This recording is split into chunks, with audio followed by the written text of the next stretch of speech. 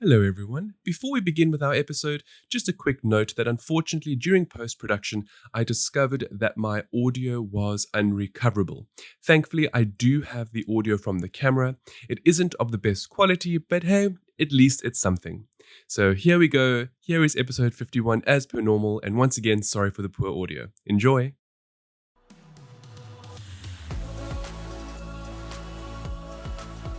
Hello everyone, and welcome back to another episode of Ghetto. My name is Hans, I'm Edward. and we're your hosts for now and forevermore. Or until one of our voices crack and we can't speak ever again. It sounds like. Oh gosh, you That say just that, happened and to like me. I literally have the air conditioner on now because it's quite warm at the moment, Yeah. and I Yeah. can already feel because it's on, and I'm going to be talking a lot that I might croak a little bit as we progress Yep. with the episode. For those of you who are regular listeners, welcome back, bitches. So, If you're new to Ghetto, welcome to one of the internet's premier podcasts for gaming, entertainment, technology, and lifestyle, all wrapped up in a wonderful, geeky. I keep thinking about boots, so I'm just going to say boots. Okay, Because so I we watched can. Toy Story over the weekend. Yeah, so- it's a good thing that it's a boot so that I can kick you in the ass for next week's Yeah. episode. Yeah. Welcome everybody to Ghetto 51 or Season 2, Episode 9. We have some wonderful good thingies for all of you to enjoy this episode. But before we begin, as per usual, Eduardo, how are you doing? Good. I'm actually very good. Bit of a Are rush you this morning, though? as you know. Yes, because I was just going to say, Yeah. Edward told me that he fell this morning. Yes. And I was I'm all not in like, pain, how? I don't know. By the way, I never told you this. I fell the other day off the stairs and cracked my phone even further. No, Edward. Yep. What is this? I what don't is- know. Back that day, my leg was very sore. Today, it's not at all. So I'm Well- actually good today. I think you don't have fall detection on your Apple Watch, do you? No, this Apple Watch doesn't have it. Can you just imagine? Like, Hi, no, I'm 29, but I keep falling. Yeah, I'm a klutz. It happened. Okay, well, other than that, I'm glad that you're well. I'm sorry about the iPhone. That is never nice, and nobody ever really wants to know that their screen is cracking. It's okay. Yeah. Shit happens. What about you? I am okay. From last week, things are good. Actually, yeah, I mean, look, I'm good. So y'all are glad that I'm good, so let's move on. Okay.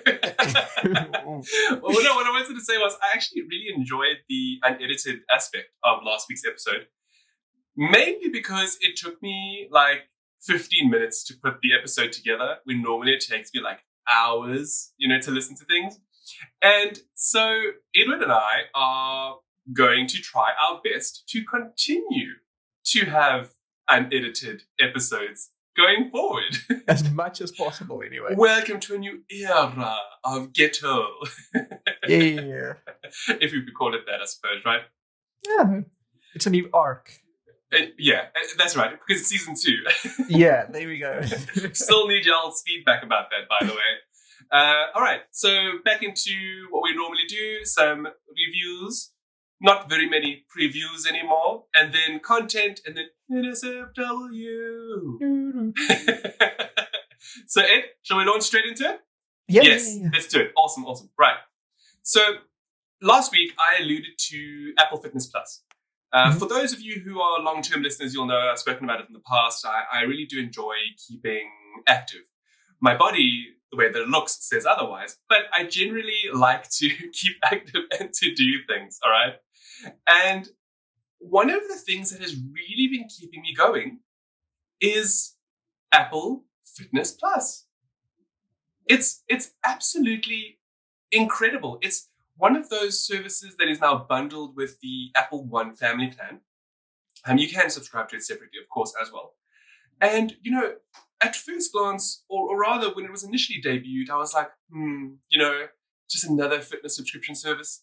Is it going to be any good? Like we have Chris Hemsworth with his Center Fit, and there's, a few other people. And of course, it's an absolutely massive like industry on Instagram with like every second person that has a, you know, like a Greek body is selling some sort of fitness plan that you can subscribe to, you know. Especially now with COVID. And so now look, it goes without saying, y'all know I'm an Apple fan. Edward is an Apple fan too at the moment, but we'll speak about that in just a moment. And so I was like, you know what, let me give it a shot. And I have been so exceptionally surprised. I want to put it on record that Apple Fitness Plus is exceptional. Honestly. I've used it for months now. So since it debuted, I've been using it. And for those of you who are interested to know exactly what it is, think of it as a service that gives you, you know, curated video content based around being active. Whether that's cycling or being on a treadmill or rowing or HIIT or yoga or strength training, even dancing. The app caters to almost any kind of physical movement to keep you active and going. But more so than that, it's done in a really incredible way because Apple's devices all work together. And what I mean by this is that let's assume you're like me and you have the Apple Watch, the iPad, the iPhone, and an Apple TV, right? Maybe one or two other devices. Yeah. What's so great about Apple Fitness Plus is that every time you enact it, every time you start a workout or something, regardless of which device you're starting it off from, it automatically connects to the Apple Watch, meaning that you can immediately, you know, say yes, you want to go on your watch, and then it records everything. But in addition to that, and this is what I think it's fantastic, is that it's available on almost all the devices, with the exception of the Macs. Anyway, that aside, what's great about what I'm trying to explain is how, let's say I want to work out now, but for whatever reason, I don't have my watch or my iPad, or maybe they're both low on battery, and I'm like, no, I've got to get a workout in. And I have an Apple TV. Boom. I can just open Apple TV Plus and Apple TV, and there we go. I can enjoy whatever workout that I want to do. Of course, you know, within reason. I mean, if you're meant to be working on an exercise bike, it's not like you're going to have an Apple TV and a TV connected to it, but you might have your iPad, for example, right?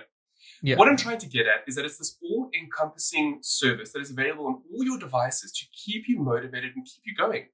And that's cool. What I like most about this is how the trainers are genuinely likable. So I actually have a few favorites. So I really enjoy doing yoga, which is a new thing for me because I've had a lot of back issues, as I know I've spoken to most of you about. And one of my favorite trainers on the Apple TV Plus is Dustin Brown. Why? I don't know. He's just cool. And like when he leads you through the process, you know, he's very soothing. You know, it's difficult to explain, but it's a weird feeling because they're not there with you. And it's quite obvious. It's pre-recorded. And even then, the charm and charisma of these people comes through. And this is more so for like when I do a lot of HIIT, in particular the two trainers, Bakari Williams and Jamie Ray Hartshaw. And what's so cool sometimes when I do the exercises with them guiding me is they'll sometimes trick you. And it's so weird to say, but like sometimes I'll do the same exercise like twice a week and I'll get tricked all the time. What do you mean? So like, for example, they'll do this like in HIIT, you do this like squat thing. And you go down and you go up and you go down and you go up and there'll be one that will go down and it'll be like, hold it. And then you've gone up. Does that make sense? Because you're used to. Yes, it's little things like that. But what I'm trying to get at is that it's very entertaining.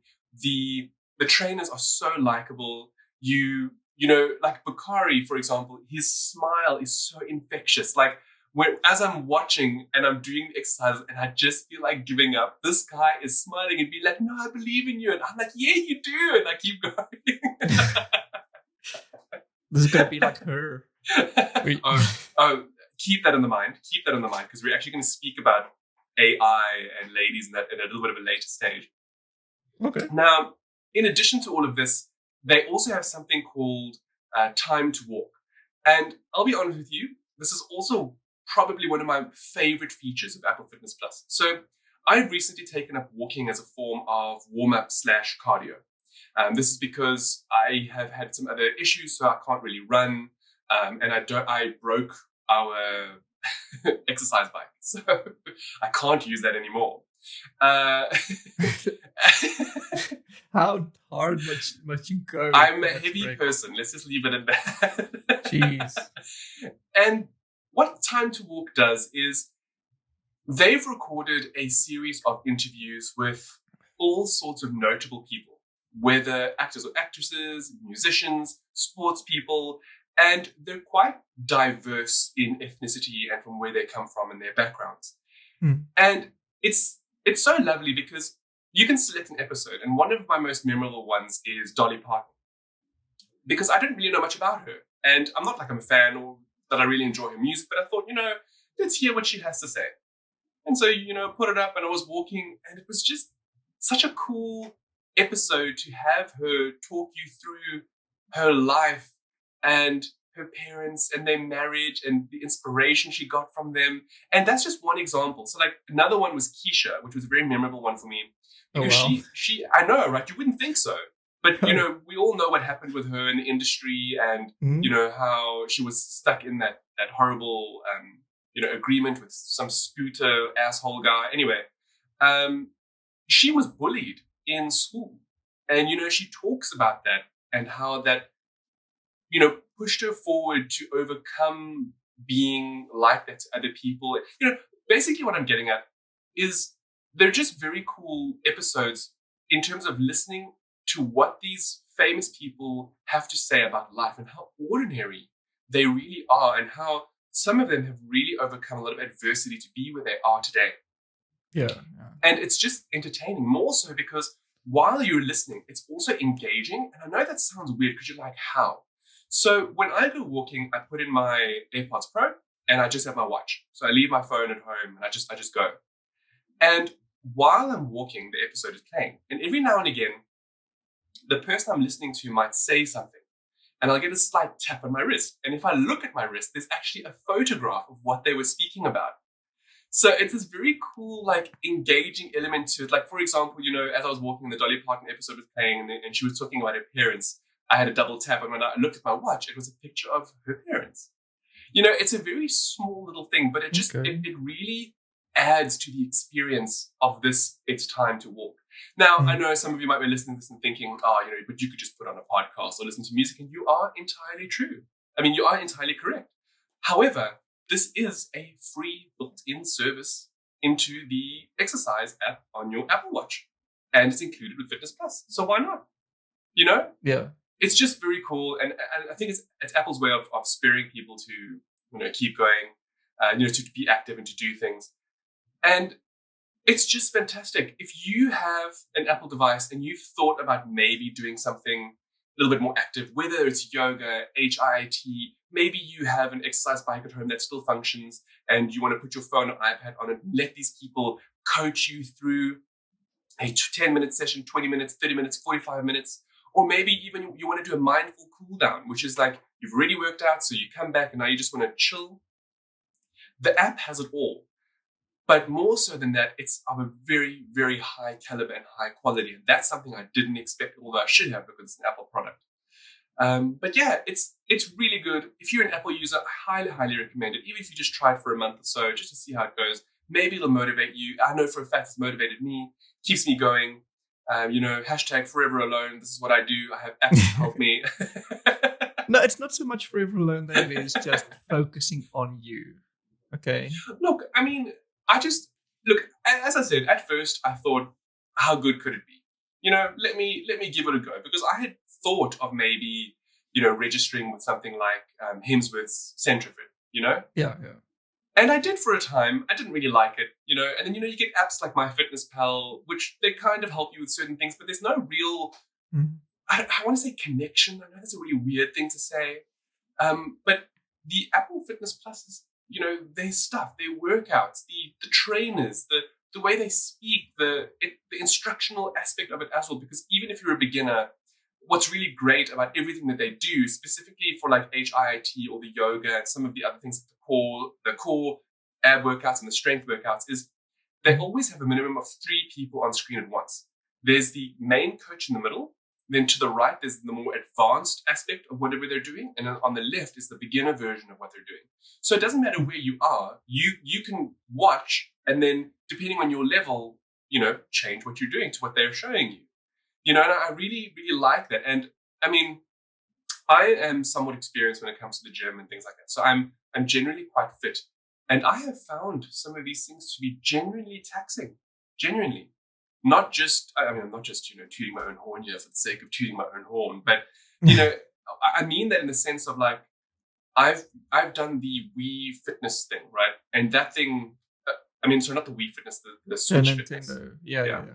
And I mean, I did it for a couple of days and it was done. I couldn't progress any further because that's literally a very, very low fitness level. Whereas with Apple Fitness Plus, because they have multiple levels within every video, you can build yourself up. And I found that I've been consistently challenged. So That's cool. It's good. I really enjoy it. And as I mentioned, exceptional. Ed, you got to at some point just give it a go. I would love to hear your opinion on it, because I know that Ed used to be quite swole back in the day. I've seen those photos. So Yeah, I used to have a little bit of muscle, more than I do now. then I got an arrow in the knee, and oh gosh, no, never mind an arrow. It stays in the knee. Hey, speaking of the image, you're up because I'm accurate, right about that's it. exactly right. Gosh. Something that is a little, so we're going to move on with our reviews and previews. Edward recently reviewed a game by the creators of Nights into Dreams, which I was a massive, massive, massive fan of in the early 90s, because it released on Dreamcast first before eventually being remastered for the Xbox 360 era. Yeah. And it's called Balan Wonderworld. And Edward is going to talk to you about it now. And I'm going to jump in every so often, because there's quite a bit to say about this game. Hey, Ed? Yeah, quite a bit. And also very little at the same time. Balan Wonderworld is... Balan Wonderworld. Balan. It's an enigma. No, that's giving it too much credit.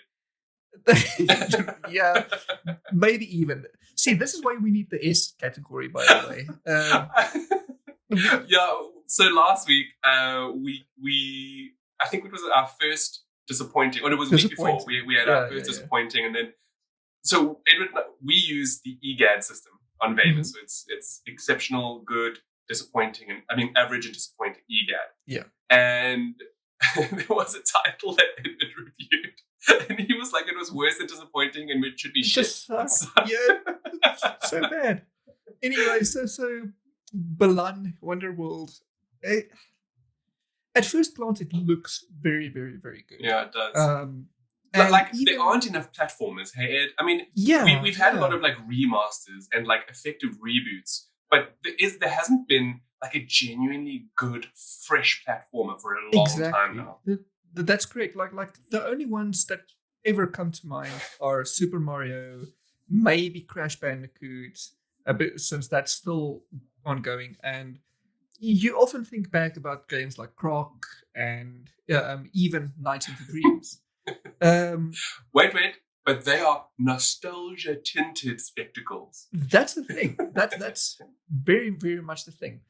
Now, going into Balan Wonderworld, you immediately think, hey, this might be the next contender, seeing as it's made by the people who made Nights. Yes. The first hour is a decent. You play it and you think, hey, okay, it's still warming up. We're still getting into it. I'm just going to never changes, and I'm going to be like, no. Yeah. So essentially, you start the game and you get this shitty ass menu system. Wait. Yeah. It's basically, you start the game and you're like, it does get better than this, right? It does get better than this, right? And it never gets better. Just never. It just stays like this all the way through, and then about 6 hours in, you're like, what am I doing? My gosh! And then suddenly the entire experience. The fact you even got that far, I had to. Edwin, I take my hat off to you because I genuinely had to, because when a game truly sucks, okay, when a game is bad, you kind of need to give it that. Maybe it's special. Maybe you need to give it that extra. Yeah. Just to make sure. Just to make sure. And no, at the end of the day, it's just a waste of time. So the reason why Edward and I have brought up nostalgia so much is because the biggest problem with Balan Wonderworld is not the setting. It's not the premise. It's not the visuals. These are all things that could be possible. Yeah, it's decent. They're okay. Yeah, they're okay. The problem is that the gameplay has been ripped straight out of the early 90s. Yep. It feels, in my review, I liken it almost to an arcade game or a mobile game. Because when you look at the controller, do I have one near? Okay, I have a PlayStation controller nearby. Okay, so imagine this is an Xbox controller. Every single one of these buttons are mapped to one thing you can do. It's basically every button on the controller, except for the triggers, right? The bumpers. Yeah, the one makes you a little bit faster, and when you get your costumes, the other one activates the abilities. Yeah, if it does. So you get through this archaic menu system. Now, when I say archaic, I really mean it. Like I went into options because I always try to see if I can put the subtitles bigger because I'm blind. Wait, hold on. Just to add to that, do you know what irritated me to no end? What? You couldn't change the camera movement. Yep. So I just quickly give me a refresher. What is the one where, like, if you move it up, the camera moves up, and then you get the opposite of that? There's a name for it. Just reverts horizontal. Well, the thing vertical. Is, it's done one way, and that's it. And I couldn't. It irritated me so much because every time I moved because it was inverted. So every time I moved it to the right, the camera moved to the left, and I was like, no, I can't. And then the fact that there's no option, and you see, this is exactly what Edward's talking about. The menu options are so archaic in the sense of, like, normally we're so used to, let's say, press A or X to go forward, and then press circle or B to go back. Yes. But in this, you can't. You have to actually go down and select back. Yeah. Every single button confirms whatever you selected. Every single face button does this. And then you have to take the D-pad, take it all the way down in order to confirm the back button. Yeah, and it's so bad. When I first saw this, I was like, oh, I'm going to be in for a treat. And then I actually played the game. And they give you this mega cutscene, which is, it's a nice cutscene. I like the design of the characters. I can't fault that too much. Edward, you're so kind about this game. No, I'm getting there. So I remember, this is our first impression talking. Okay. So this cutscene is great. Okay, it's I like the characters. The story is a little bit thin. They don't explain much. You get the sense of you're this one guy or girl, or maybe both if you're playing co-op. And then you are sent by this jester, which you find out is Balan, to Wonderworld, which is the name of the game. Roll the credits. Now, yeah, please. Because there is literally no other cinematic in the game after that, and even then, there is so little narrative. Like, I booted the thing up, and I didn't know what was going on. Yeah, but after this cutscene, you're thrown into this hub world called the Isle of Thames. And that's it. You're thrown there with no tutorial. Nothing. There isn't a tutorial. There is no tutorial. Because I guess when you have only 2 actions, what tutorial can you ask for? But there is nothing. There's no explanation of anything. There's this little blobby things, which I've learned should be feathers. I don't know. I thought they were called Tims. Yeah, they are called Tims. They're all around, and above them they have this little crystal color. I first thought, hey, maybe I should throw them into the colors of flowers around me because there's patches of flowers. No, at the end of the day, you go through a stage, you collect crystal drops, which you feed these guys. By feeding these guys, they repair a clock, the clock of happiness. I don't know why. I can't tell you why.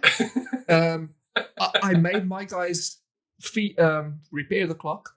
It was repaired. I don't know why it was repaired. I don't know what that it did. I assumed it is one of the things you need to do to finish the game. I can't tell you if that's true or false. It's never explained. You see, this is the biggest problem with Balan Wonderworld, is then they don't tell you anything. You literally just dropped into this game world and you have to try and figure things out, but then there's literally no context or exposition. Yep.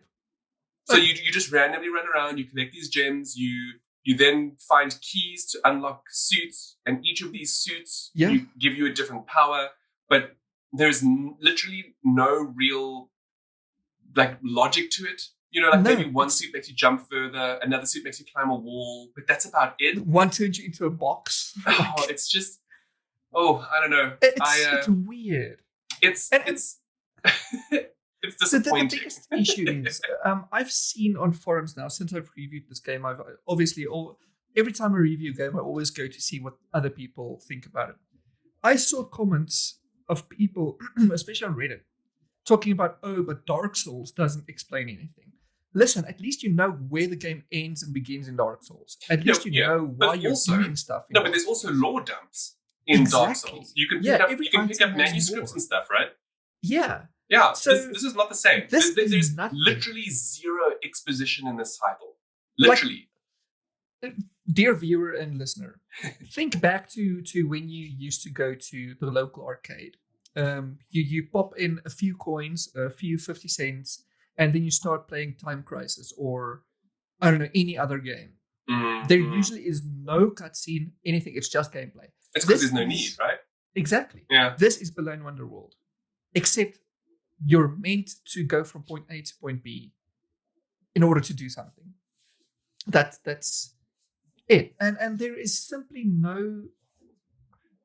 Anyway, I'm reiterating now.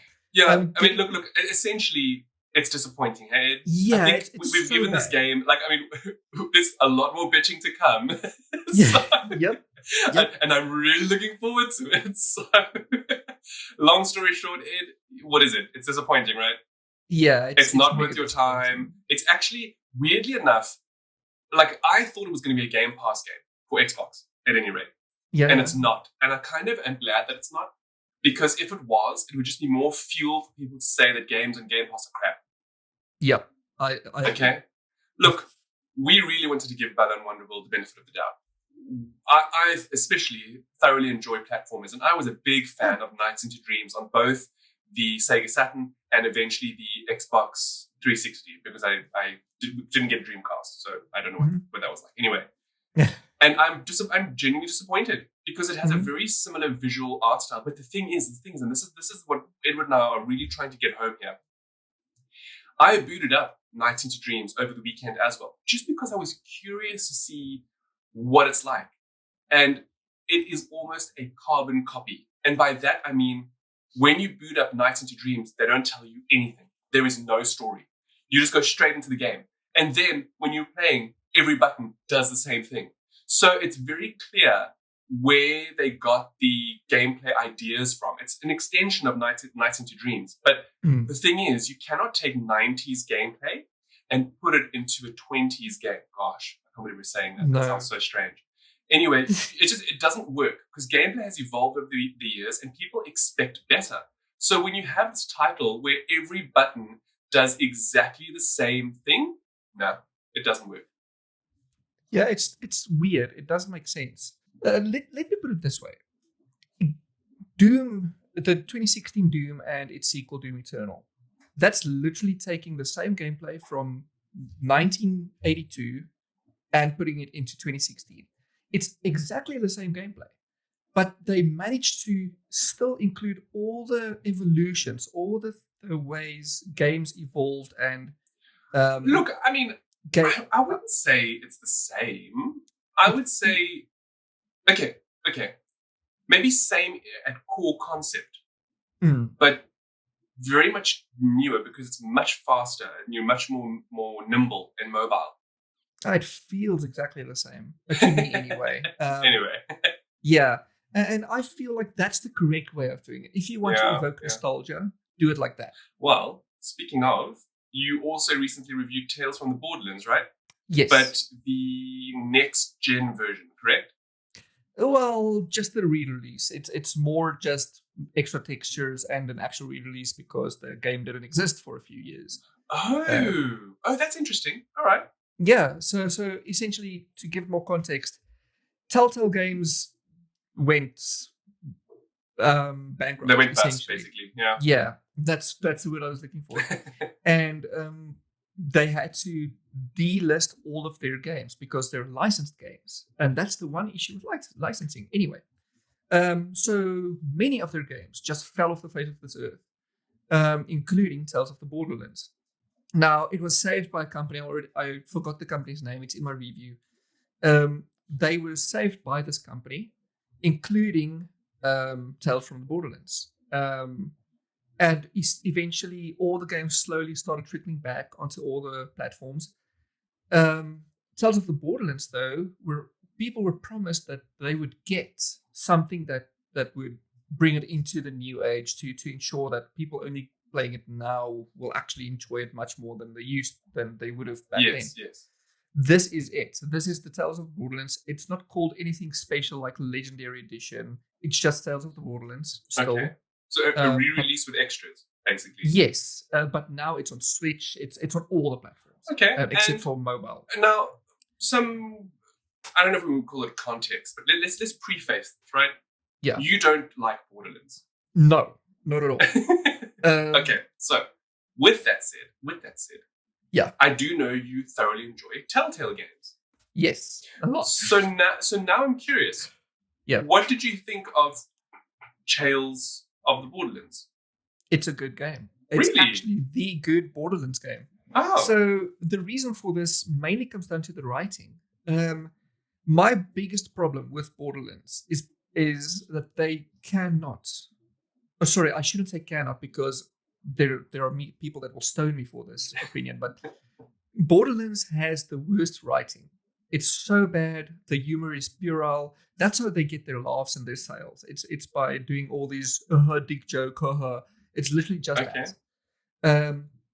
Tales from the Borderlands is charming. It's that you can see the Telltale writing shine through, and it shines through very, very strongly.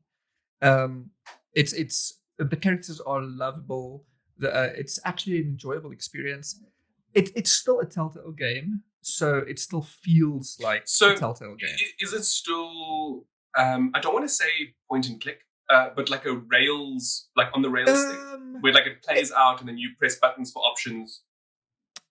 It plays out the same way than Walking Dead and Batman would. I kind of like that. Way. So who knows? I might even play this.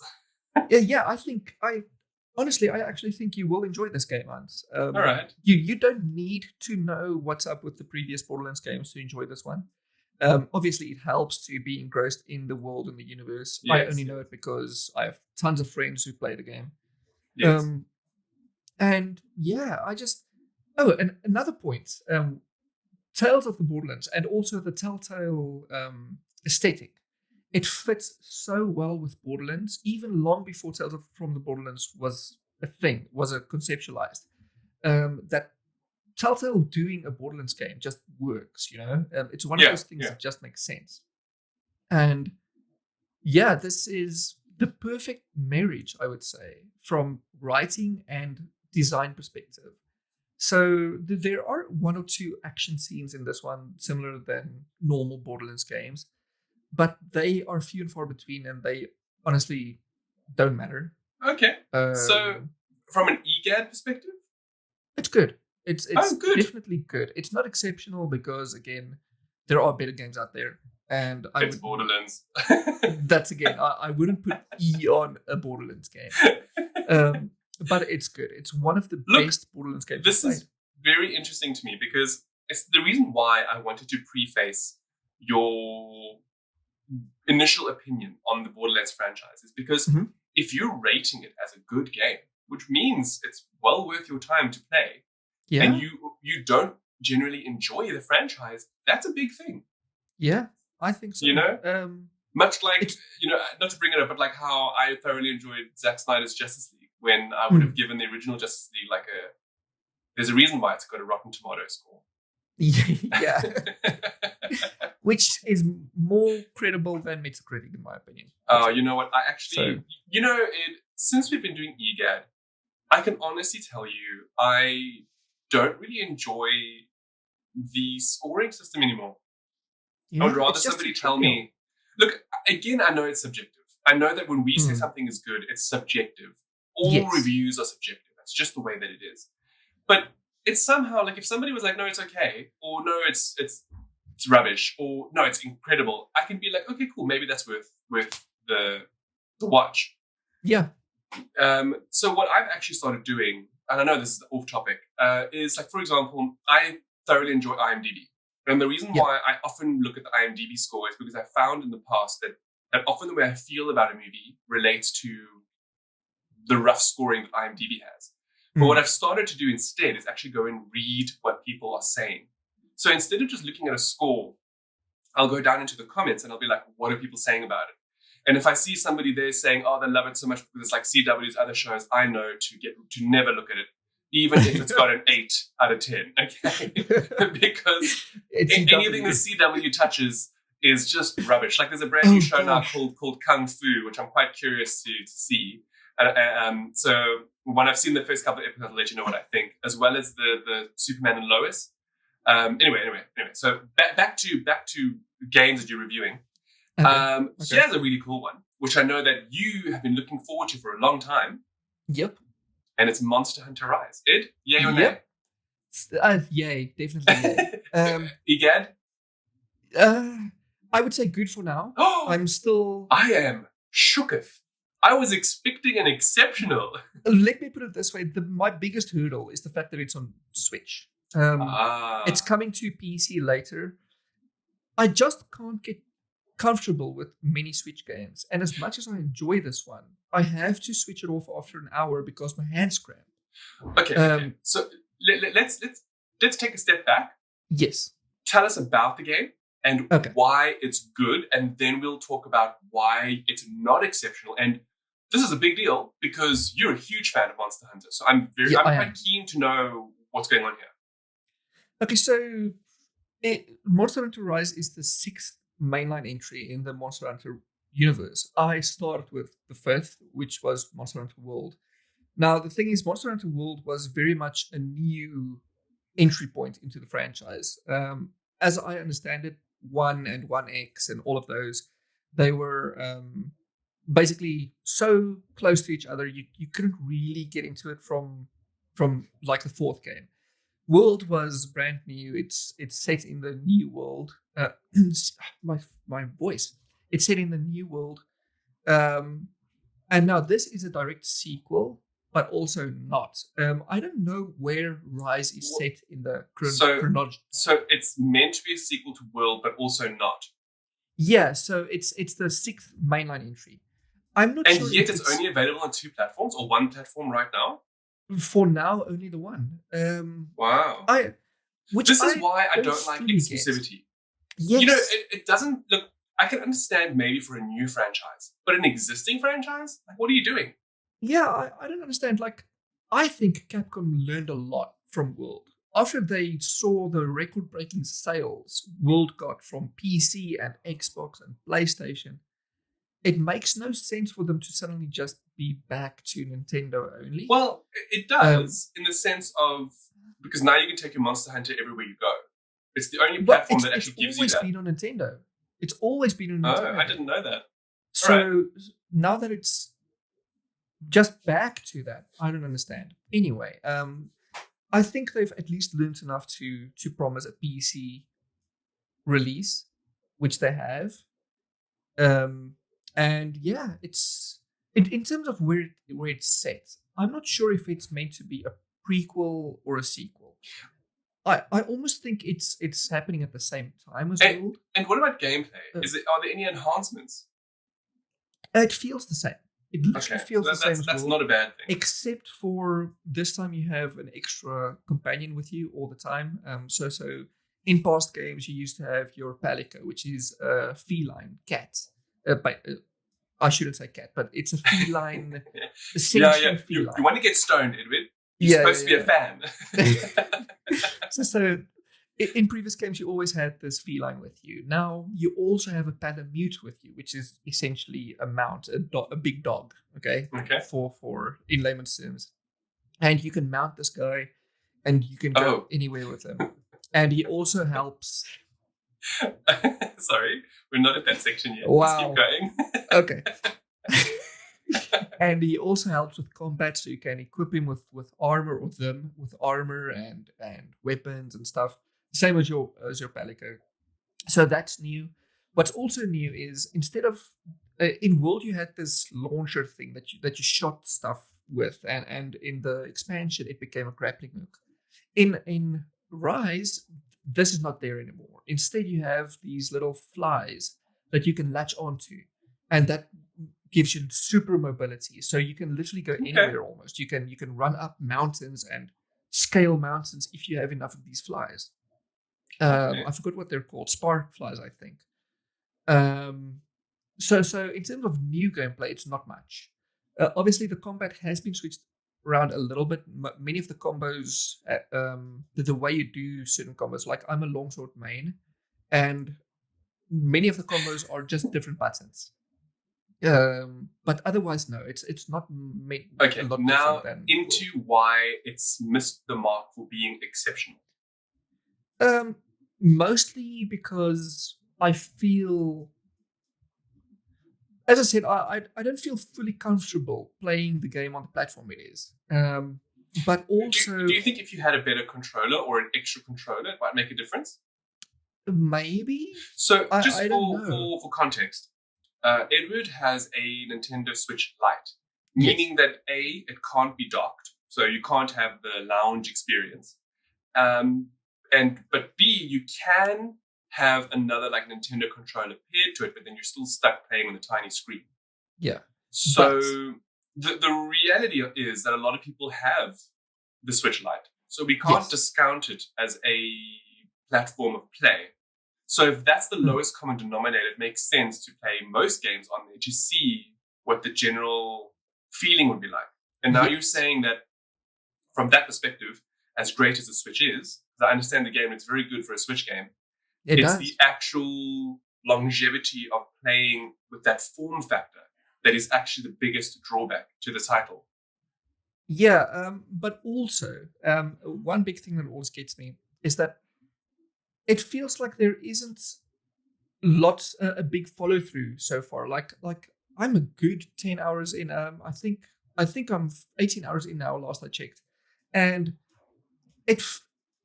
so far World quickly gave you a goal. It gave you a mission. You were part of the 5th Fleet. You were meant to track down this big elder dragon called Zora Magdaros.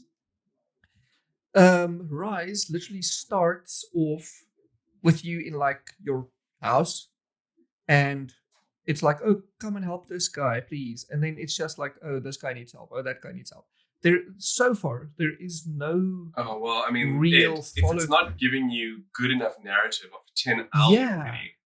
Exactly. You know, the thing is, I'm wondering if it wasn't developed like that on purpose because of the mobile nature of the Switch.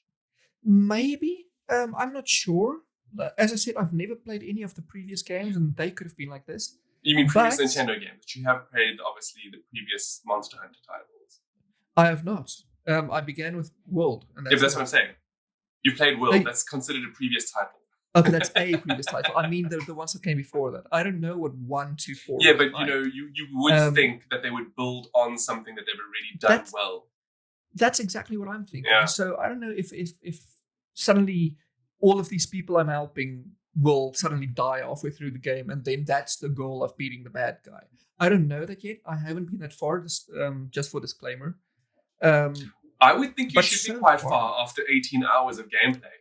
I am very far. The thing is, what you should know about Monster Hunter Games hunts is that hunting takes up the brunt of everything, obviously. And you can spend hours hunting. Okay, so maybe it's like 17 hours of hunting and 1 hour of actual story. For World, I would say it's more like 50 hours of hunting and of those 10 hours of story. So I would hope this is the same. Okay, fair enough. I guess you can always give us an update at a later stage, including what the PC version is like and if it is better or worse, for lack of a better term. Well, the proper review, I want to get it done over this weekend. So by Monday, we will all know if there's anything in the next 5 hours to 10 hours. Okay. Yeah. Well, speaking of things to hunt, I guess, I recently watched the film Chaos Walking, which is that new science fiction, I don't know, I wouldn't say action, maybe drama, featuring Daisy Ridley and Tom Holland. It has been universally panned by critics. I've heard it's bad. I've heard it's very, very bad. And I would like to now speak to you a little bit about it. Please do. It's not as bad as everybody's making it out to be, personally. I'm surprised. Look, it's by no means a riveting movie. You know, I'm not saying that this is like, it's not like Oscar-winning performances or if there's nothing else to watch, you know, like this is, you get what I'm saying, right? Like, it's, let me speak a little bit about the concept behind it. I will try without spoilers, but if they filter through, I do apologize in advance. It's basically about this new world that is, I think it's like the year 2280 or something. And there's like this, they call it the New World. That's what this planet is called. And obviously humans are living on it. And they were the initial settlers, from what I understand, that were sent from Earth to colonize this planet. Now, they don't mention what happened on Earth or why they're doing this, but we can just assume that the reason why we're looking for other places is, you know, because we're destroying the Earth, basically. Yeah. And what is unique, however, about the situation, about this planet, is that the initial people who arrived and who set up bases were then exposed to, and it never gets answered in the film, so we're not really sure why this happens, but let's just assume it's something mystical about the planet. Okay. But essentially, all men are not able to hide their thoughts, meaning that all men on the planet have their thoughts are accessible to everyone else, meaning that you, even if you don't mean to, you project what you're thinking. So let's say, Ed, the two of us are doing Gettle, or rather, let's say you're a female and I'm a male, all right? Yeah. And we meet up for coffee or whatever, and I look at your, the male gaze happens, and I look at your bosom. Now, you know, this is part of the problem of the film. We'll get to that in a second. And then all of a sudden in my mind, I'm like, whoa, those are amazing. You know, it could be anything. It could be her lips. It could be anything. You think of anything. Now, the thing is, because you're a male, you can't hide your feelings or what you think. So it automatically gets blurted out to anybody around you. And in the movie, it's called The Noise. All right. And you have to try and control your noise if you're a male and you're growing up. Now, the way the movie initially starts out is where you start off in Tom Holland's part of the world, and there are no women. And according to the sheriff, it's because the native alien species on the planet killed them all. Took all the women from them. Then, as the story progresses, Daisy Ridley crashes on Earth. Now, from what I understand, she's part of a second group of humans that were sent to this planet to help with the build-up, build-up of this new colony, etc., etc. The thing is, the little bit of context that they give you is that Earth, they've lost complete communication, not only with Earth, but also with this new planet. So they don't know if anybody's down there. So she's part of like a scouting trip. Anyway, as they come into the atmosphere, which I thought was a little bit silly, their entire spacecraft gets destroyed. And I'm like, surely they would have known that it wouldn't be Anyway, let me not get into too many of the faults of the film. She's the lone survivor, and she's a woman. So, of course, Tom Holland discovers her. And he blurts out things like, "Oh, she's so pretty. Oh my gosh, it's a woman." Like you can't not control it because that's his noise, shouting out at her, right?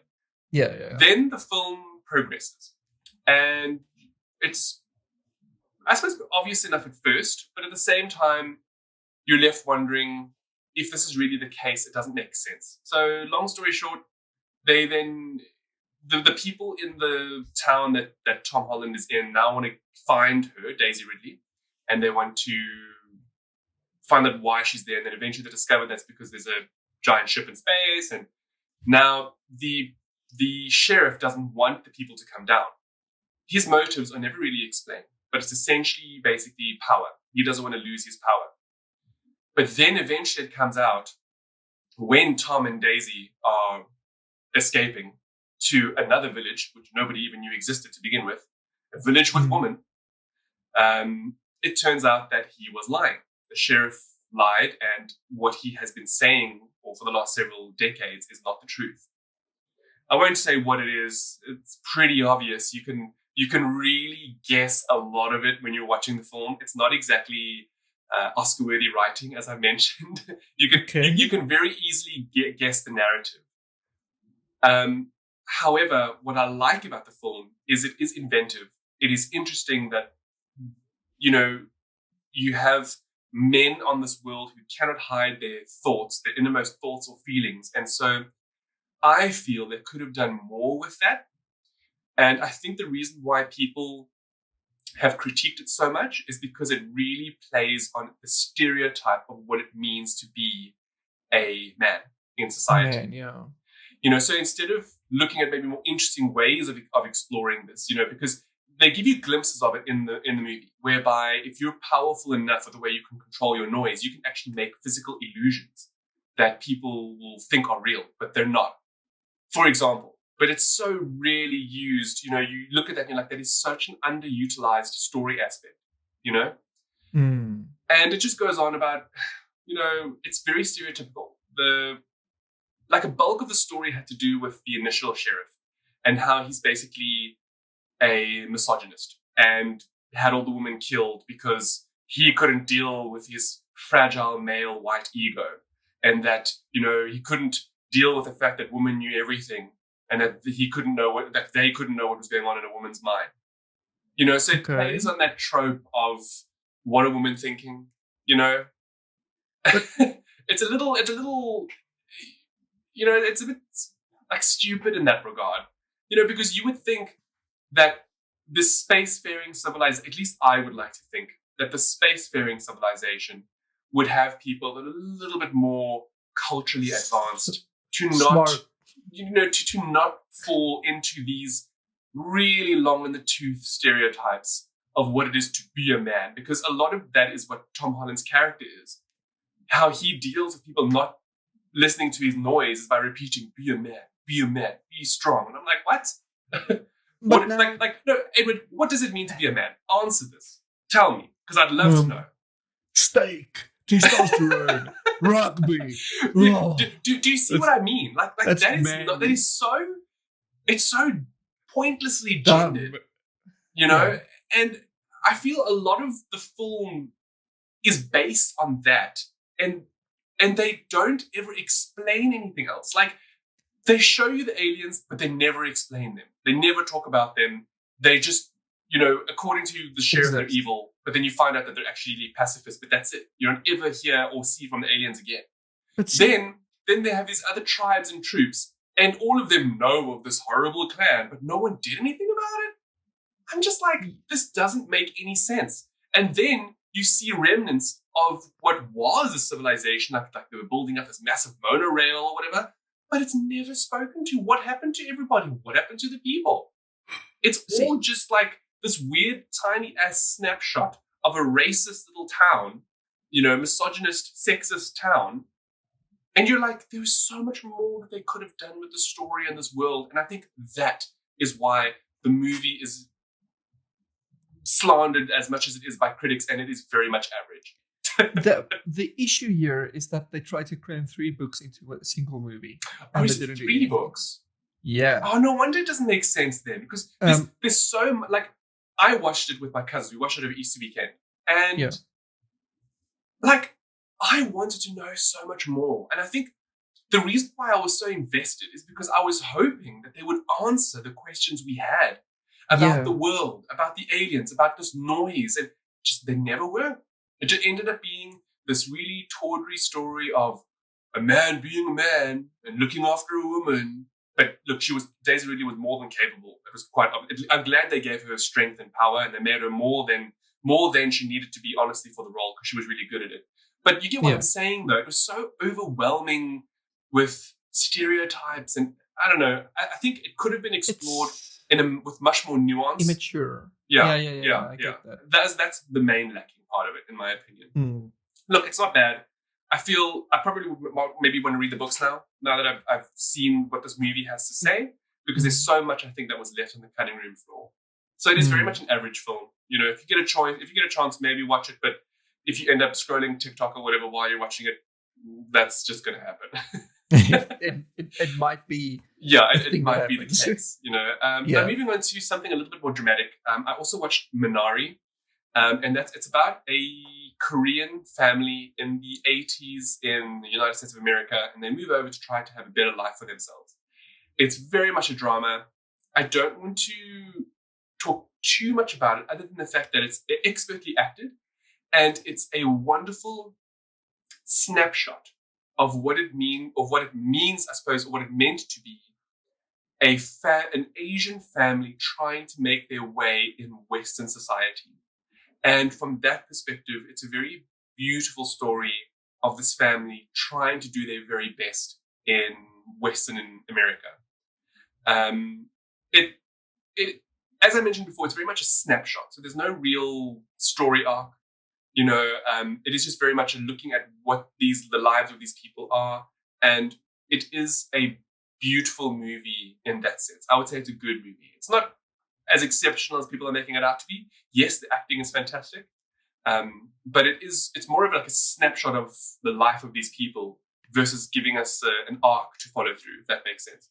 But it is a good film. If you are looking for something that is it's a drama, obviously, and, you know, maybe have some tissues nearby as well. It is a good film. I would recommend it. Now, another good film that I would recommend, and this one, please have tissues nearby. It's called Our Friend, and I had no idea this was actually based on a true story. It stars Casey Affleck, Dakota Johnson, and Jason Segel, and it's all about cancer and depression and kindness. I know it sounds strange to mention all those three, but the crux of the story revolves around Dakota Johnson and how her character's been diagnosed with a terminal form of cancer throughout her entire body. The film then follows the 2 years from her diagnosis to her death. I mean, it's obvious she's going to die. I mean, not that it's a spoiler. It's just one of those things, all right? Because that's what the film is about. The film is more than just her death. The film is about death. So it's not her. You know she's going to die, but it's the process of how it gets to that point is what the film is about. And what makes the film different versus other stories of a similar nature is how Jason Segel's character is their best friend. So he's a friend of Casey Affleck and Dakota Johnson. And what ends up happening in the film is he, without spoiling too much, he had lost his way throughout life, but he was very good friends with them. And when she became ill, he essentially moves in with them to help out. And it's such a beautiful look. It's a beautiful story for many reasons, but more so because it shows a side of men that is very rarely explored. And we will talk a little bit more about this if we don't run over too much time, because we've really gone quite far right now. A little bit later on in the episode, where it's got to do with feelings and stereotypes, but we will get to that at a later stage. And what's beautiful about this is how this man comes into these people's lives and becomes such a good friend to this man and wife through their struggles, and in so doing works through his own struggles. You see, and it's a beautiful movie. It is very sad. I cried a few times while I was watching it. And as I mentioned before, it's one of those few movies that looks at what it means to be a man in a role as a carer. Now, I don't want to take away from what it means to be a woman or anything, but what I'm trying to get at is that the stereotype is that men can't fulfill those roles.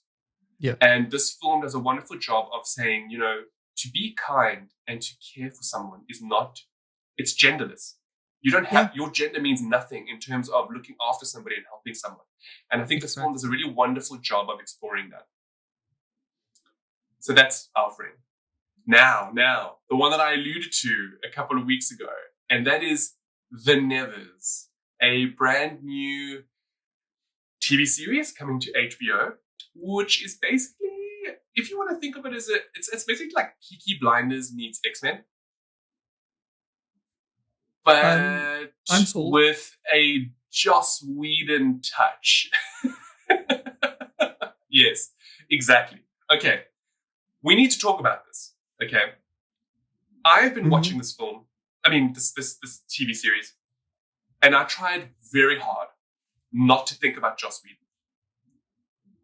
The thing is, at least for the first episode, he wrote, created, directed, and produced it. He was the first episode. Yes.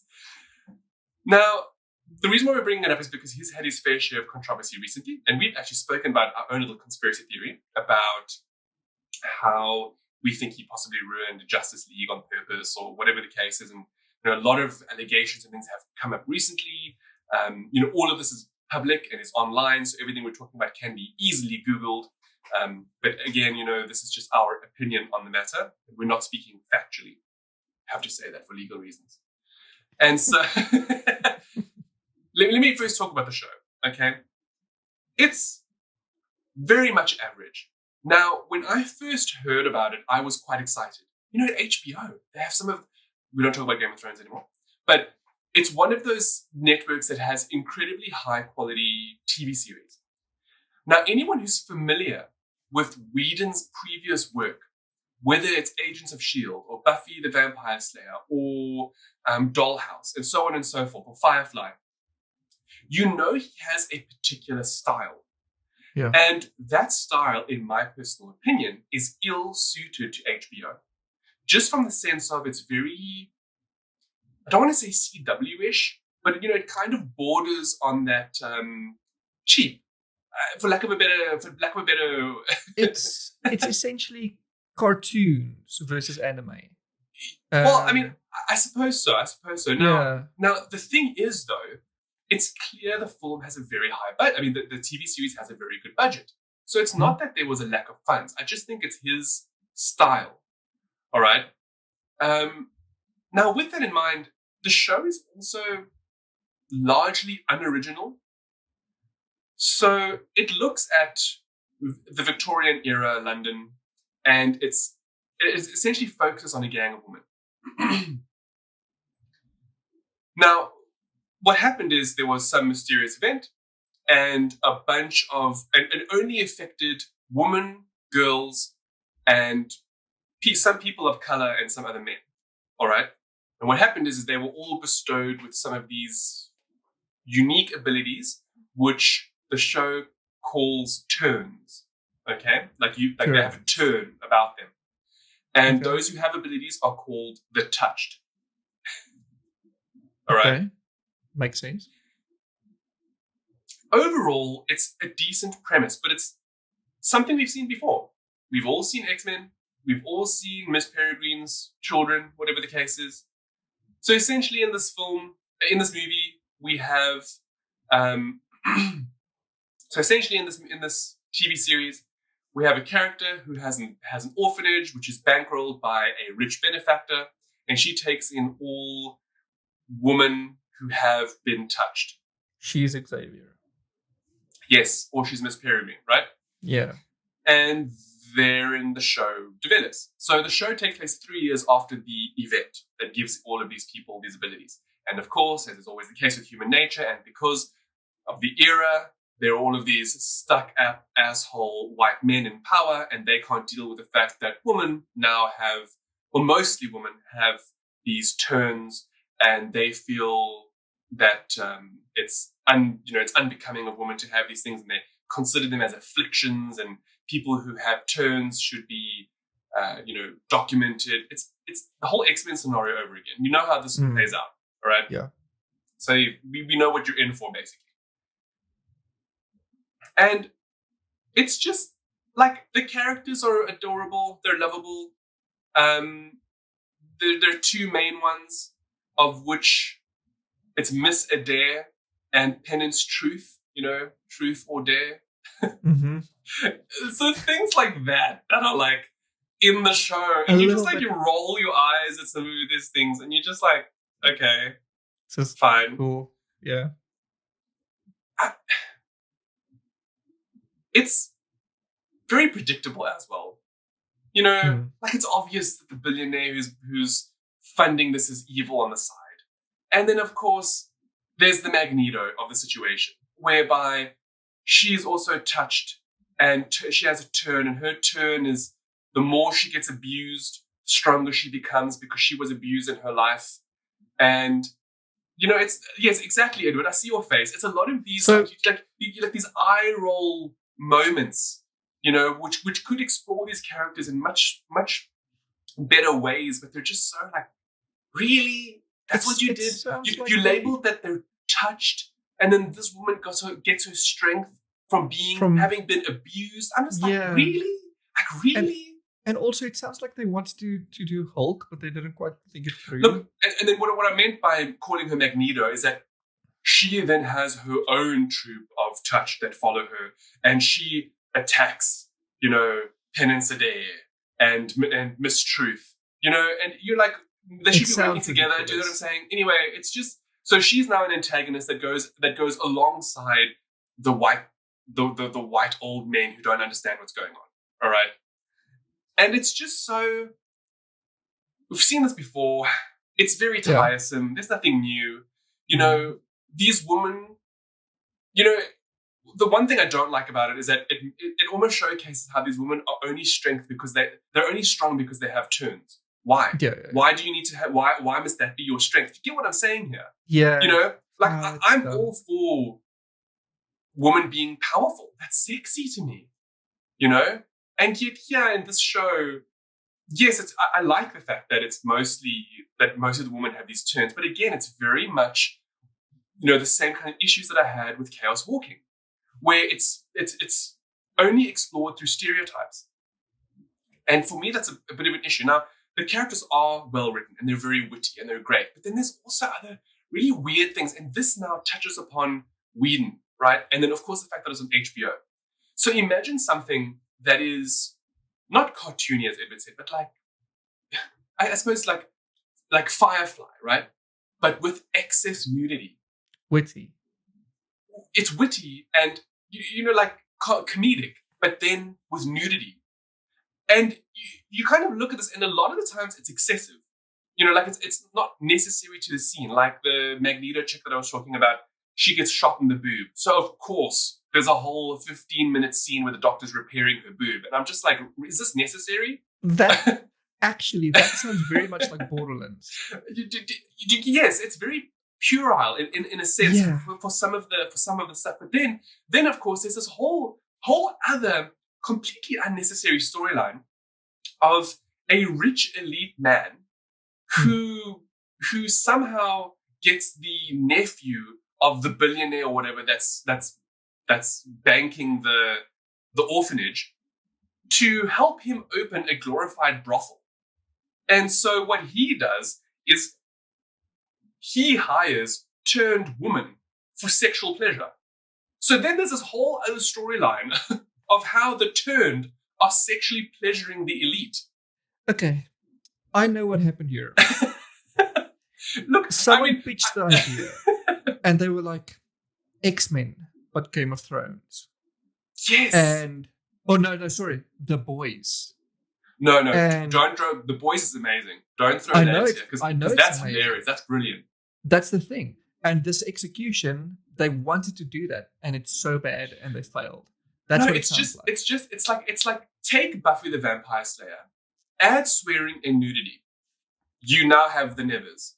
That's basically what it looks like and what it feels like. Okay? And I don't want to take away from all of the people who worked on this TV series, because the acting is genuinely very good. Really. The people are doing the best with their characters. It's just like dumb things, like it's predictable. You know who's bad. You know who's behind the scenes. You know that. Look, there was a revelation at the end of episode 1, and I don't want to ruin it for everybody.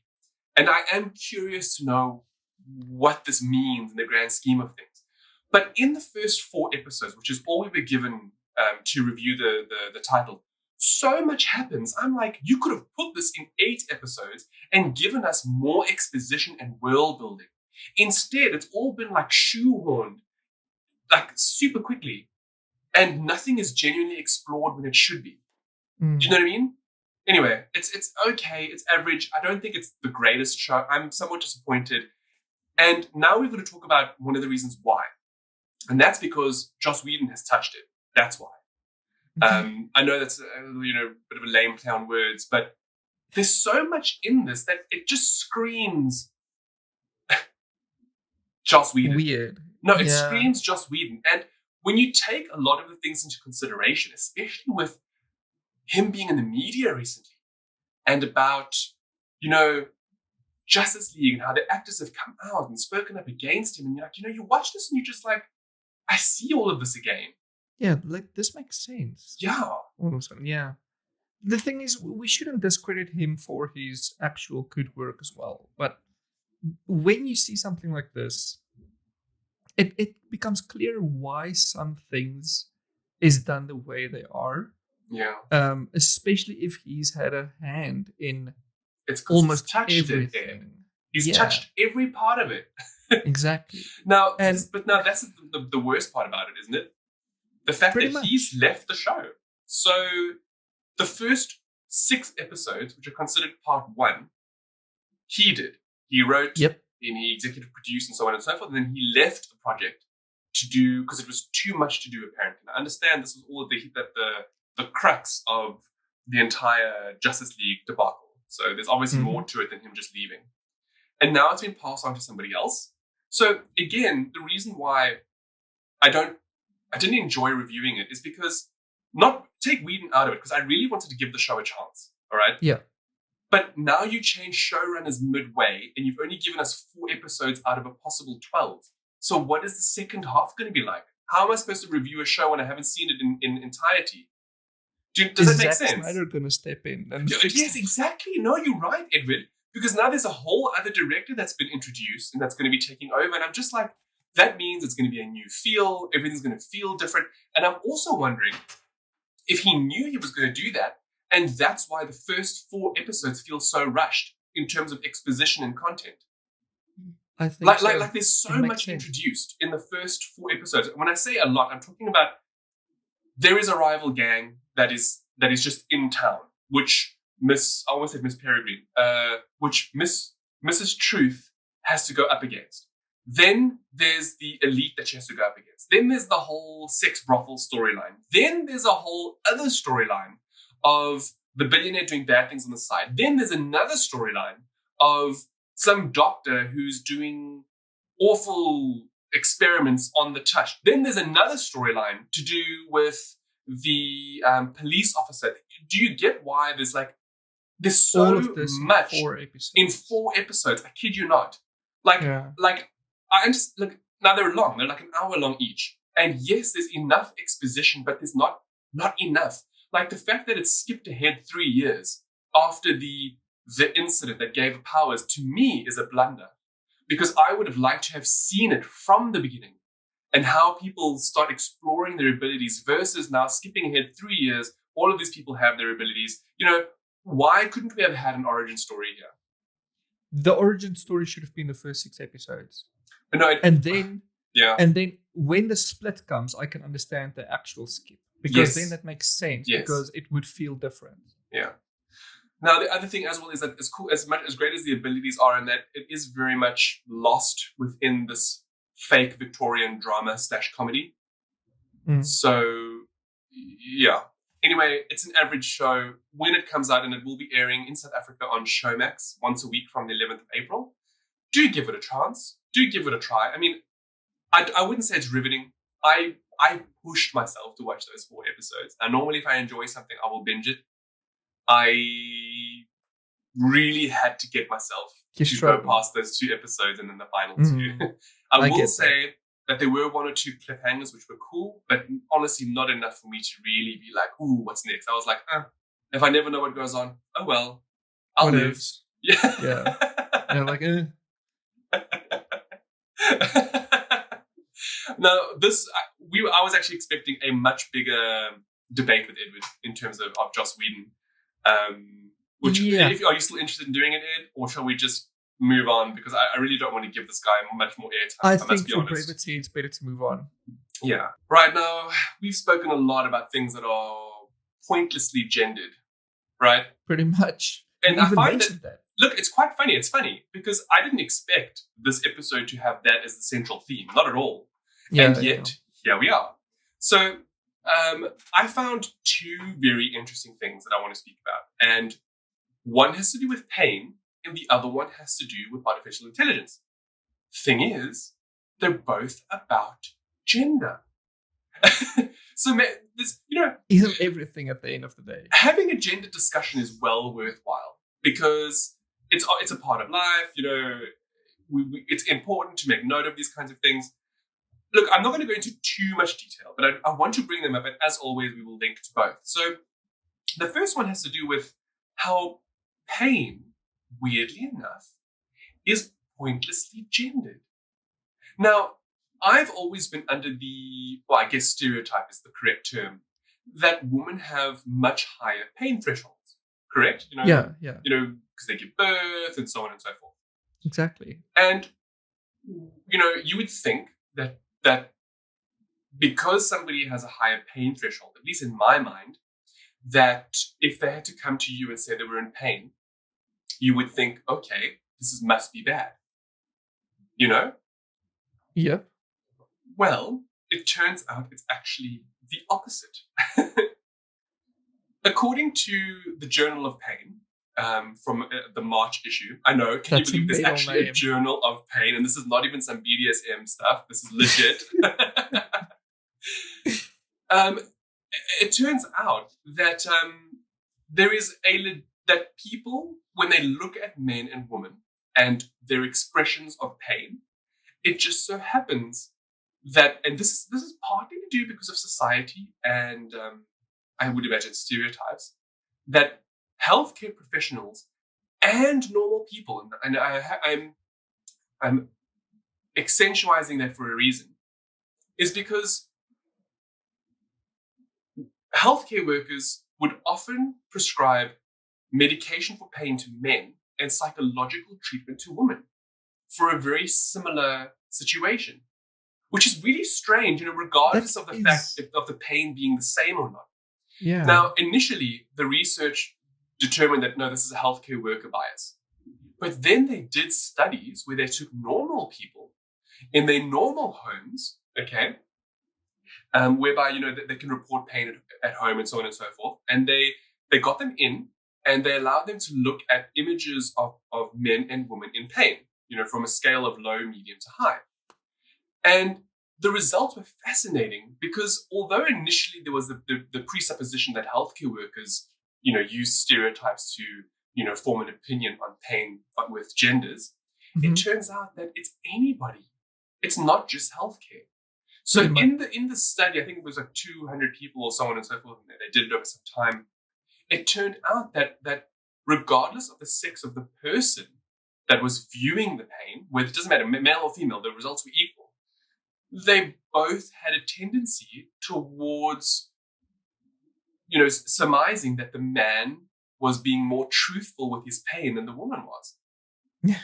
And I know it's strange, right? It's strange. And there's some, supposition that it's got to do with gender stereotypes whereby, the stereotypical male doesn't show emotion. So therefore, he's stoic in his resolve. So if he's showing pain in his face, it must be bad. You see? Whereas this for women, it's that, they're more in tune with their emotions.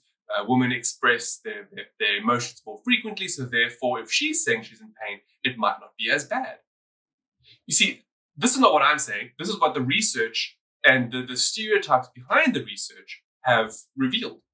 That sounds kind of insulting. But right? Not a stereotype. It's just like, oh no, you're obviously lying to me about the pain. Like, what? You see, look, this is the thing that I find strange, right? So the stereotype is that women have higher pain thresholds. So therefore, to me, I would have assumed that if a woman was showing pain, that it's worse. You know? And, you know, it makes you think of the other stereotype where men who are sick, you know, they're like, you know, I'm dying. Meanwhile, it's not even half bad. So for me, the study was incredibly enlightening because it proved the opposite of what I would have anticipated. Does that make sense? Yeah, yeah, it does. So it's very interesting. As always, we link below to the full-on study so you can actually have a look at it and read into it. And of course, they do say, the researchers did say that it's very difficult and it's very complex to ascertain pain and what people think about pain. Yeah. But the study did show that you know, gender stereotypes, and you know, the most interesting thing was, it wasn't that more men were negative against women or more women were negative against men. It's just both men and women both perceived almost the same ratios, which I thought was very interesting.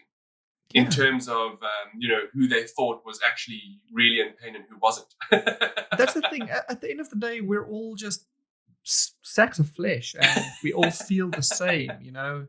Pain is pain. You see, remember we discussed previously with me and my back. So I learned towards the end of 2020 that I actually have a high pain threshold. So if I feel pain in my back, I've got to take note, because it means that at that point in time, I'm already maybe not too far gone, but it's an issue. Yeah. You know? Which it goes against, you know, like what my initial perception was. Does it make sense? Okay, fine. Yeah, the study means that, that's right, bitches. But I'm strong. But no, I'm not at all. So it's just interesting. And this now leads into something else that I think is something we're going to be very careful of, and it's got to do with AI. So now we've spoken about pain. As it so happens, when it comes to artificial intelligence, the opposite is true for things that shouldn't be gendered but are. So as it so happens, artificial intelligence devices or beings or whatever we want to call them that have a female nature to them are more preferred by both men and women. And this again has to do with the stereotype of the fact that a lady is more nurturing, more caring. You know, everybody who's been fortunate enough to have a mom or a mother figure in their life to know that women are generally perceived to be more as carers in upbringing. And I'm not trying to take away from people who are single fathers or anything like that. I'm just stating that this is the general stereotype. And so apparently they did a study, and they did over 3,000 people participated. And it just so happens that female AIs are considered more trustworthy and more attuned to caring for your needs. Well, it wasn't a female AI that tried to kill an entire space team. It wasn't that. The Odyssey. So there's that. In Space Odyssey, right? Yeah. Hell 3000. Yeah. Look, it's just interesting. And obviously, it's good that they're doing research into this, because we kind of need to know, you know, in the future, when scientists are putting things together, what is going to be most approachable? You know, when we eventually have robots in the home and so on and so forth. But then again, this thing brings up a greater topic for discussion. And that is, and the researchers actually mentioned this as one of the issues of the fact that we're leaning more towards female AI versus male AI, is that you're essentially transforming women into objects. If you're objectifying the fact that a inanimate object must be female for it to have sentience, you know? And in that sense, look, it's an argument to be had. No? Yeah, the thing is, it's not. I would argue that it's not the object being female; it's the object just having a female voice. You see, that's how I would perceive it. But understand, so in addition to the study, that they came across two things, and these are obvious, okay? People who are of the older generation and narcissists, weird that that's the one other trait that they picked out, didn't care for the female voice.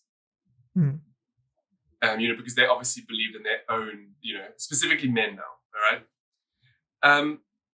The thing is, though, the reason why people are worried about it is because think of Siri, right? And you ask her to do things. She's fulfilling a need in your life.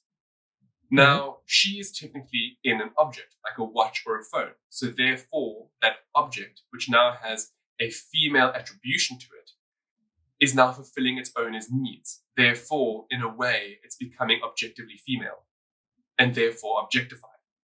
I know I might be, it sounds like I'm reaching, but this is genuinely something to, it's good that researchers are thinking about things like that. Yeah. And bringing credence to it, because society is working very hard to stop objectifying the sexes, regardless of which gender you are a part of. So the issue then becomes, if we're now focusing more on one gender, specifically if we're moving into a future where people don't even want to be gendered, how is this going to work? You see? So these are the questions and things that everybody is talking about at the moment. Yeah. I don't have anything to add to that. It's like, honestly, like my Siri, okay, I like the Irish accent. So is my it male Siri or female, is female and Irish. But then I've never actually put any thought into whether it should be male or female. I think it could be a subconscious thing. I like the female voice. I'll be honest with you. I don't want Siri to be a man and talk to me. I mean, honestly, the option. It made me think when I read the study. I was like, okay, Hans, why do you have a female British voice? And I was like, because I like a woman to talk to me. See, and that's the other thing. That's why I'm asking if it's subconscious, because as I said, I've never put any thought into it, but that is my preference. And that's usually the first voice I download because I just like it. Look, I've listened to the other voices and I don't like the guys. Yeah. Sorry, no offense. I mean, I just sorry.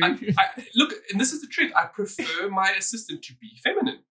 And it's not because I want to have control over her or anything. I just like the intonations. I like the way her voice sounds as a lady.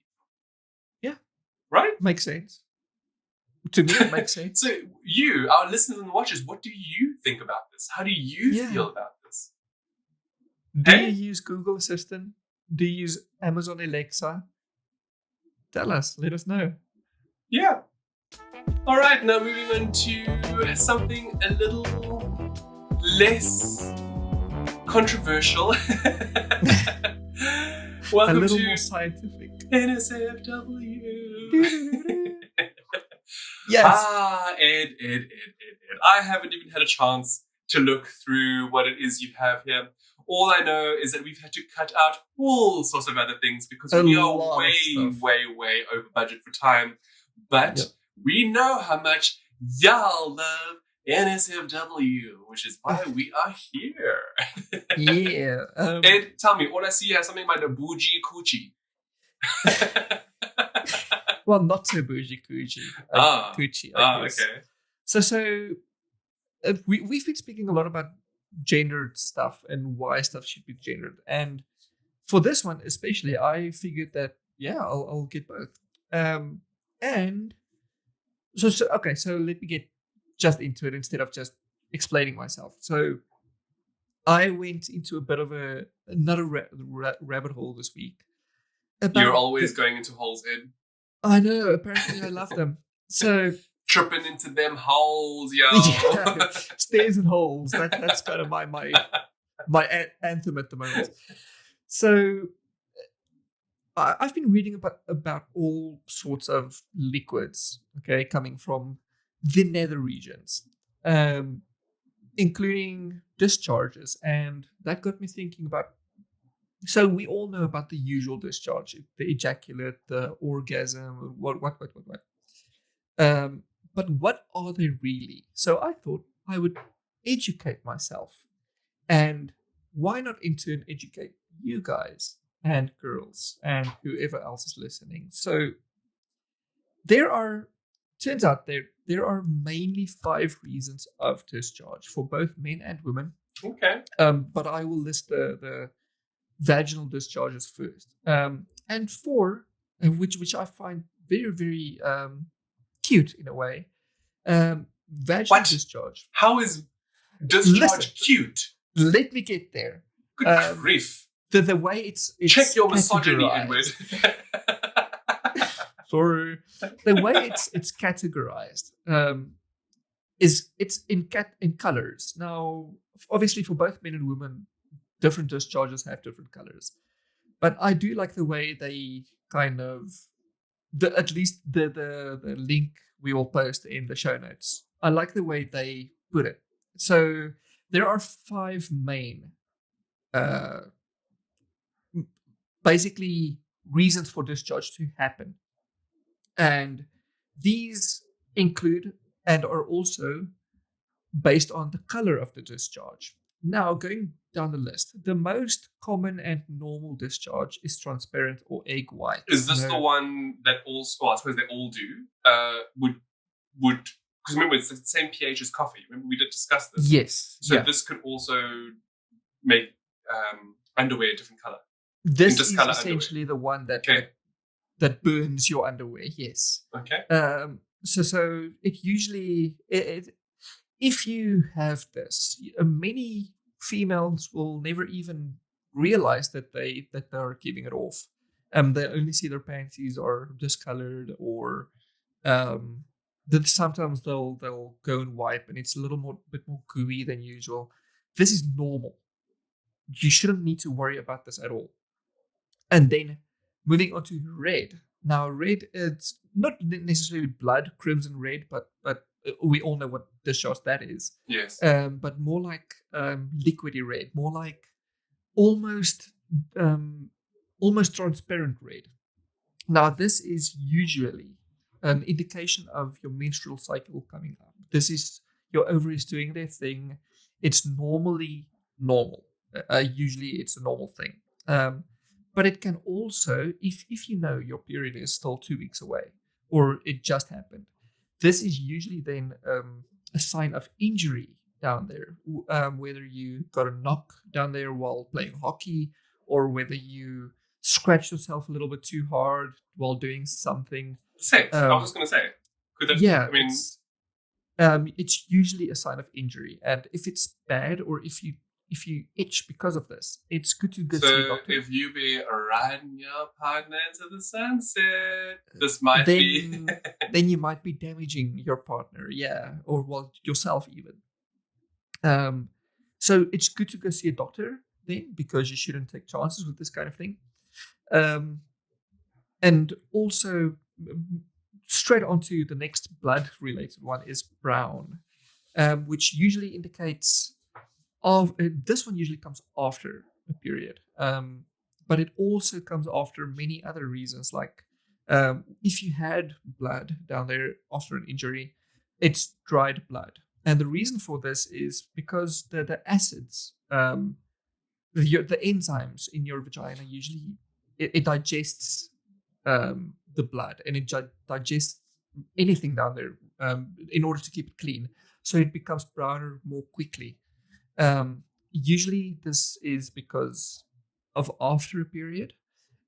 If you have it before, again, it's in other words, if it's brown and you haven't had your period, you should get it checked. Yes, because that means you didn't get the previous one checked, and it kept bleeding.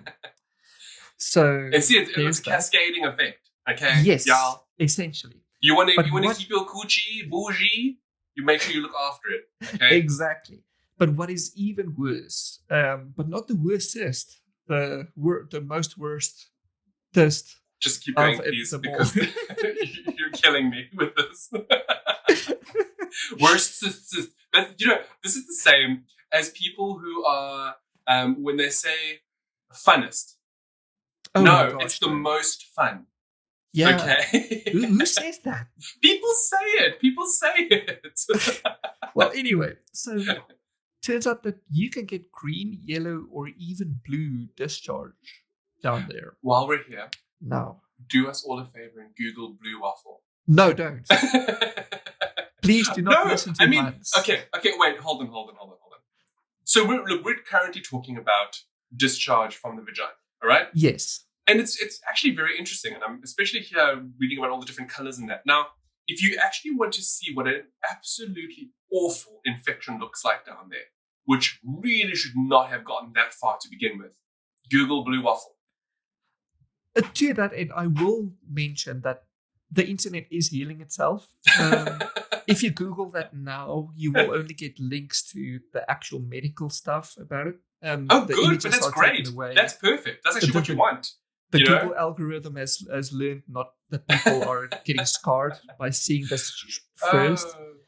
So yeah, maybe Google it anyway. And to the and okay, also, so you were saying we've gone from transparent, red, brown, now green or yellow to colors. Which you're saying here, anything that's an odd color is bad. Yes, very bad. In short, colors mean STIs. In short, hashtag blue waffle. Yeah. And you've literally got it there. Like, even blue is an indication of an STI. Yes. Look, more than anything, it used to be that funny thing that everybody used to Google, to give you that shock value. But honestly, because of what we're speaking about now, I'm really considering it more from an educational standpoint. Yes, yeah. I understand that 100%. They even call it the blue waffle STI. Yes, so there is that. And that's the blue one. I actually don't know the medical term. But green and yellow usually links back to any of the colors that isn't any of the other colors, and you haven't been to like a holy festival or whatever, the paint festival where they throw stuff in you, then please. Why would you have discharge if you? I don't know, because maybe it gets in there. I don't know, or maybe you hook up with some random at the holy festival. Oh, then it's even. I don't know what y'all do out there. Yeah, essentially, be worried when you get blue, green, yellow, any color. The final one? And then you get curdy white, which is basically... Why curdy? You mean like curd? Yes. Because I love lemon curd. I know. Now, that's what I'm thinking of now. Yeah, that's literally it. If it feels weird, and if it looks weird, and if it's especially thick, you probably have a fungal infection. Now, most of the time, this comes with a very bad smell as well, extremely bad. But green, yellow, blue. Listen, y'all. Also comes. If you're getting multicolored down there, please go to your nearest clinic and get yourself sorted out, because then it's already too late. Now, this is genderless, as I said before. Yes. So it turns out not necessarily genderless, just that these are the ones for vagina, and now you're moving on to penis. Well, it's very much the same. Oh, now that is interesting to me. Yes, so it turns out that you can get penile discharge. Yes, of course you can. Well, not the so the usual discharge. You discharge every time you have a good time. Exactly, that is literally a discharge. But apart from those, many men will have it and they will never know because the penis isn't as liquid oriented as the vagina is. Yeah. And most of the time it's dry unless you're dipping that. Well, it's more. So look, I'm looking at your first part here, right? So you're talking about ejaculate, but then you also talk about smegma. Now, the interesting thing about smegma is it's mostly for people who are uncircumcised, because you have the foreskin, and what happens is smegma is it's a very natural. People, when we were kids, you call it cheese. It's cheese around there. Yeah. It's a really awful visual, but that is kind of what it looks like. That's literally what it is. Now, the thing is, smegma is actually healthy. It's not necessarily an awful thing. Anybody who is uncircumcised gets it, which is why you learn to clean yourself, to pull back the skin when you wash, and that's it. And then dry properly. Yes, correct. And, it is very normal. It is very natural. Of course, if you don't clean it, and you leave it, that's when things get bad. Okay, that's not great. That's not great. So basically, I never knew this. I thought it's only a skin condition, but it is also considered a discharge smegma. Yeah, because you only thought it was a skin condition. I did. I actually did. No, I always knew that. Well, I mean, in my limited exposure to people who are uncircumcised, cousins and things. It is what it is. And you're curious and you ask. And I remember being a child, my mom explaining it to me. Doing a good motherly job and being like, no, you don't have to worry about that because you're circumcised, but your cousin isn't, and this is what it is, and there's nothing to worry about, and it's not gross. Because I remember, and this is so. I mean, I was very young. I remember being in the bath and being like, like he was cleaning himself, and obviously he pulled it back, and it all came out. I got out of that bath so fast. I was like, can you not be doing that while I'm in the bath with you? And I'm talking about we were small, man. We're like 8, we were young, and I just got out and I was like, ew, and my mother was like, it's not. He's just cleaning himself. It's normal. At least he must clean. That's all. She was very. Anyway, this is my. Yeah. See, if you leave it, it gets bad and smelly as well. Yes. So yeah, that's literally how you learn how to clean well. But turns out that if you continue leaving it, including smegma, and if you just aren't hygienic enough, you get things like urethritis, which is basically inflammation of the shaft. And usually, when you do this, you'll get discharge. Okay, hold up. Green. Before you talk about urethritis, Edward has 2 previous points here that we're just going to get to quickly. So the first one is pre-ejaculate. Look, these are the basic ones, Ed. These are the ones we need to go work that super in-depth. Another point later, but it's pre-ejaculate. That's the one where you're super horny, but you haven't quite gotten there yet, and a little bit sticks out. This is why you don't do the pull-out technique. Okay? Yep. And then the good stuff. The stuff that shoots out, and it's the baby-making juice. Yep. After that is on urethritis. Yes. And you're talking about yellow and green grief. I'm already just thinking about it like this. I couldn't, not that I couldn't relate to talking about the coochie bougie, but here I'm telling you, if I had to see yellow or green pus come out of my penis, I probably would pass out. I really think so. Yeah. See, so the thing with this is that most of the time when you have an infection, it is you just have burning pee, and you don't really get discharge. Turns out that you do. It's just in the shaft, and you pee it out without even noticing. You're talking about a UTI, which is fairly not uncommon, but it's a little bit less. No, urethritis is the UTI. The UTI, because okay. Yeah, it's essentially. I will get down to actual UTIs later, but this is also one. And essentially, most men will never even know they have it because it's just a little bit of a burning sensation when you pee, and the little bit of pus there is will get peed out while you're probably not even looking at it.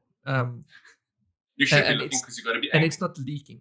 But it can also be a sign of herpes simplex and gonorrhea.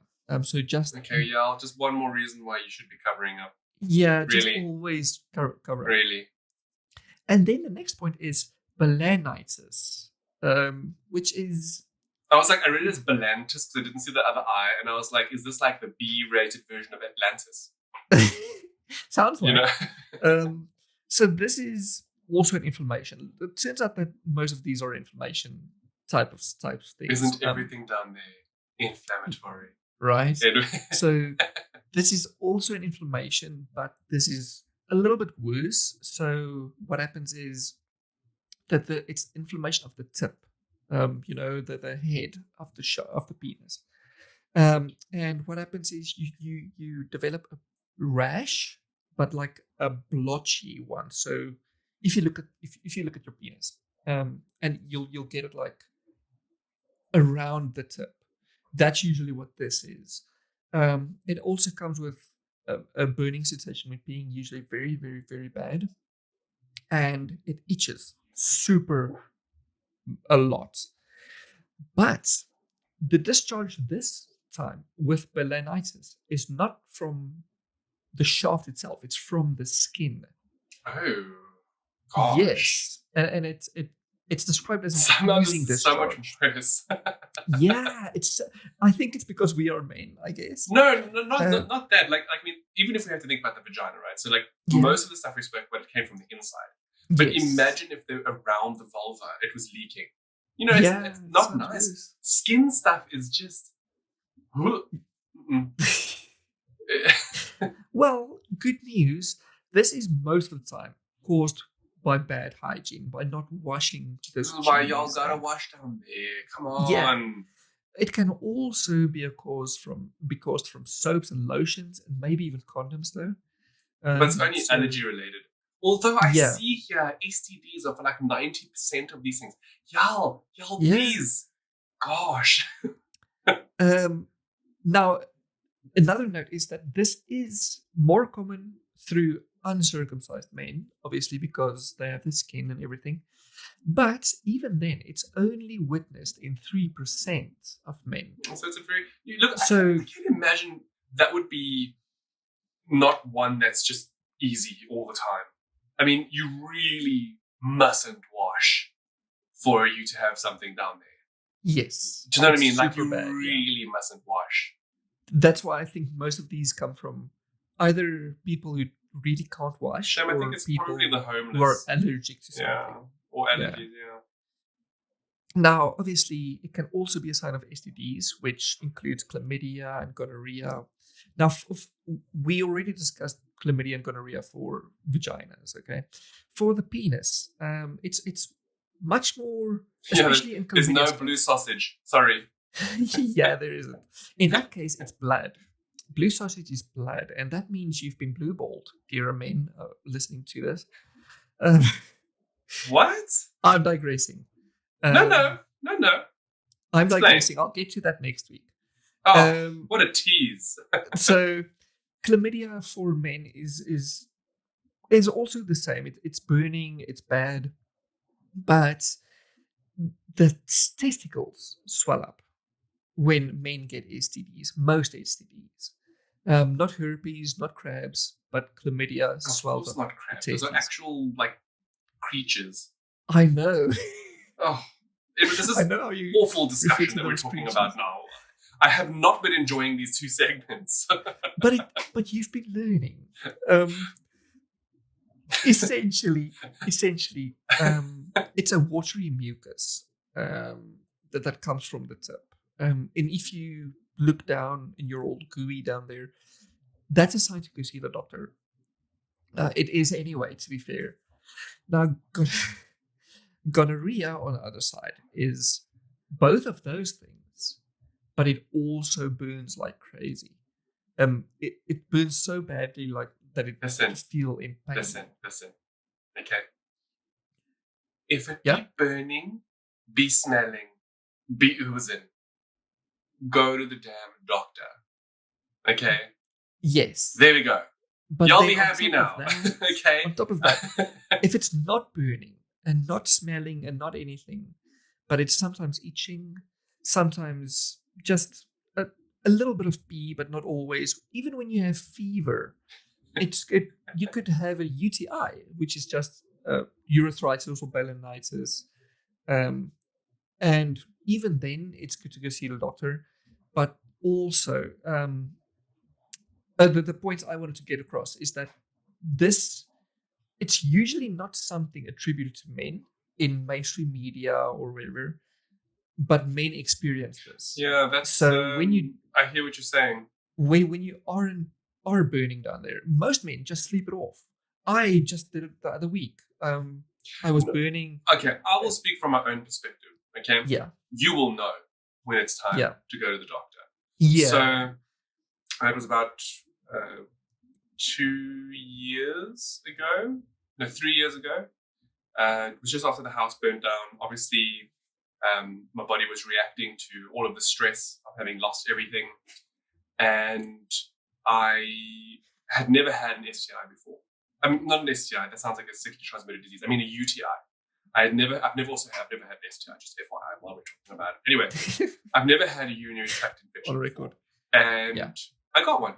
And I didn't know what it was. That's the honest truth. I know it sounds so ignorant, as an educated person, I should know. But what ended up happening was I just noticed that it was burning ever so slightly. I mean, it was negligible. I didn't really think anything of it. What got me to go to the doctor, though, was that I started getting pain in my testicles. And it was not severe, I couldn't do anything, but it was there. And it was concerning. Nobody wants that, Go to the doctor and they, they do the urine test and the blood test and everything. Thankfully, everything was fine. I even had my prostate checked at the time just in case. Good. And he basically just told me, he's like, no, look, it's a UTI. And it can be triggered from stress, because, what we had gone through, it made my body very acidic. So I was even suffering from gout at the time, which is, I hadn't had an attack in about 3 years. But, obviously improper, we weren't living in a proper place. We were living with friends. So, I wasn't eating properly. I wasn't drinking enough. There was a lot of contributing factors, but more than anything else, it was the stress. Yeah. It cleared up. It gave me, I think it was 2 rounds of antibiotics to really just get it out of there. But what I'm trying to get at is you'll know. Because, sure, I probably should have picked up the initial symptom, but I didn't really think much of it. But the secondary one was very much okay, something's not right. Let me really go. You'll know. Trust me, you'll know.